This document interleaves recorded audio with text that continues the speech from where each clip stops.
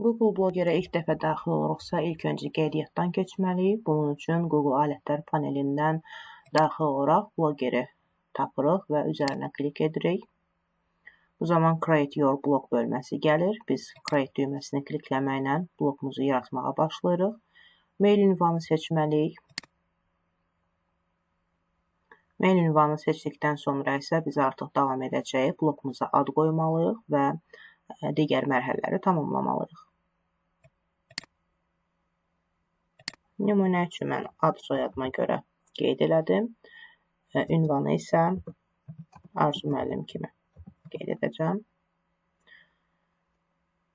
Bu blog ünvanı alınmadığına görə davam edirik. Blogu necə görünəcəksə onu qeyd edirəm.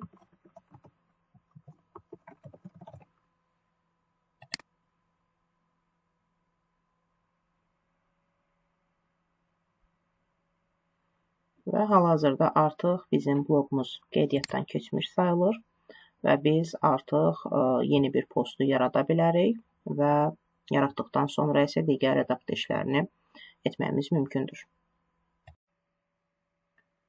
Google Bloggerə daxil olmaq üçün ilk öncə biz Google alətlər panelinə daxil oluruq. Daha sonra isə alətlər panelindən Blogger bölməsinə klik edirik. Açılmış səhifədə bizim daha öncədən hazırlanmış bir blogumuz varsa, həmin blogu görürük və biz ilk dəfə yaradırıqsa, təbii ki, bu interfeysdə heç bir hər hansısa bir post olmayacaq və bu zaman sol tərəfdə New Post deyə yenidən klikləyirik. Bu zaman sənəd açılır. Bizim daxil edəcəyimiz sənəd hissəsinə müvafiq olaraq biz öz tənzimləmələrimizi əlavə edirik. Görünən bir bölmə hal-hazırda bizə Word sənədlə bağlı olan bir bölmədir ki, şriftlərin tənzimləməsini edə bilərik, şriftlərimizin ölçülərini tənzimləyirik. Eyni zamanda əgər blogumuza hər hansısa bir keçidlər, şəkil ya da video formatında bir resurslar əlavə edəcəksə, həmin bölməni əlavə etmiş ola bilərik.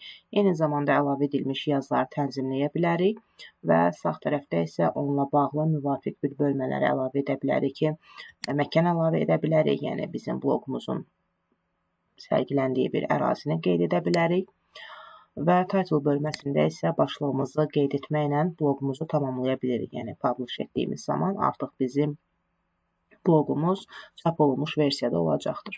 Nümunə üçün başqa bir blogun üzərindən gəlin davam edək. Nümunə üçün hal-hazırda burada mətnlər əlavə edilmişdir. Mən bu mətn üzərində hər hansısa bir redaksiya edə bilərəm. Deyək ki, materialdakı proqramın adını daha qalın şriftlə qeyd etmək istəyirəm. Hal-hazırda qeyd edirəm. Yəni, seçərək müəyyən bir tənzimləmələr apara bilərik. Eyni qaydada vizual effektlər əlavə etmək istəsəm, foto bölməsindən daxil olaraq mən link formatı ilə blogerin öz yaddaşı, Google Fotodan yaxud da kompüterimizin yaddaşından hər hansısa bir vizual effektləri də blog yazımıza əlavə edə bilərik. Word mətnində əlavə olunan kimi bütün tənzimləmələri biz burada edə bilirik. Eyni qaydada aşağıda link formatında bir bölməni gördüyümüz kimi əlavə etmişik. Bunu da əlavə etmək üçün linkin üzərinə əlavə etməliydik və əlavə edəcəyimiz linkin ünvanını əlavə edirik və Apply bölməsini klikləməklə artıq linkimizi də sənədimizin içərisinə əlavə etmiş oluruq. Və blogumuzu yaratdıqdan sonra bunu preview bölməsindən ön baxış edə bilərik ki, yəni digər şəxslər tərəfindən bu blog necə görünəcək. Mən hal-hazırda görürəm ki, blog digər şəxslər tərəfindən bu cür görünməkdədir. Yəni, bu digər şəxslər tərəfindən görünmə funksiyasını təmin edir. Əgər hər şey hazırdırsa, mən artıq yenilənmiş versiyanı edirəm deyənə update-dir. Əgər ilk dəfə yazıldığı halda isə burada update deyil, publish əmrini görə bilirdik. Və mən hal-hazırda update edirəm və yaratdığım, belə deyək, mətnimizi, blog yazısını yeniləmiş oluruq. Digər şəxslərə bunu göndərə bilərik eyni qaydada. Məsələn, deyək ki, biz paylaşa bilərik blogumuzu.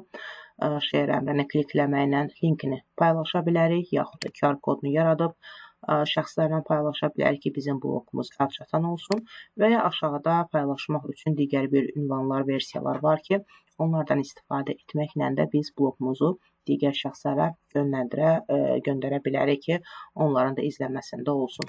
Bununla yanaşı blogumuzu istədiyimiz zaman silə bilərik, yaxud da yenidə ön baxış bölməsini view əmrini klikləməklə baxış rejimini aktivləşdirə bilərik. Ümumi blokumuzda sol tərəfdə isə kommentlər bölməsi var ki, əgər hər hansısa bir rəylər daxil edilibsə, onları görə bilirik. Və blokumuzun fərdiləşdirilməsi üçün isə müəyyən burada tema bölməsi var ki, bizim blokumuzun hansı effektdə göründüyünü buradan müəyyən edə bilərik. Təbii ki, bu hissələr artıq bizim fərdiləşmiş bir hissəsidir ki, blokumuzun mövzusuna uyğun olaraq buradan müəyyən bir bölmələri qeyd edirik. Ayarlar bölməsində isə settingsdə müxtəlif olaraq biz yenə də blokumuzun adlı başlanğıcı necə görünəcək, işçi dilini necə görəcək, blokumuzun adı necə görünəcək, yəni bu kimi xüsusi fərdi funksiyaları ayarlar bölməsində, settings bölməsindən daxil edə bilərik. Və bu şəkildə biz blokumuzu yaradaraq məzmunumuzu digər şəxslərə göndərə bilərik və əməkdaşlıq prosesində onlar rəylərini bildirə bilər və bu ünsiyyət prosesli Google Blogger vasitəsilə də davam edə bilər. Eyni zamanda bir materialın kütləvi insanlara rahatlıqla çatması üçün də bir əlverişli bir vasitədir.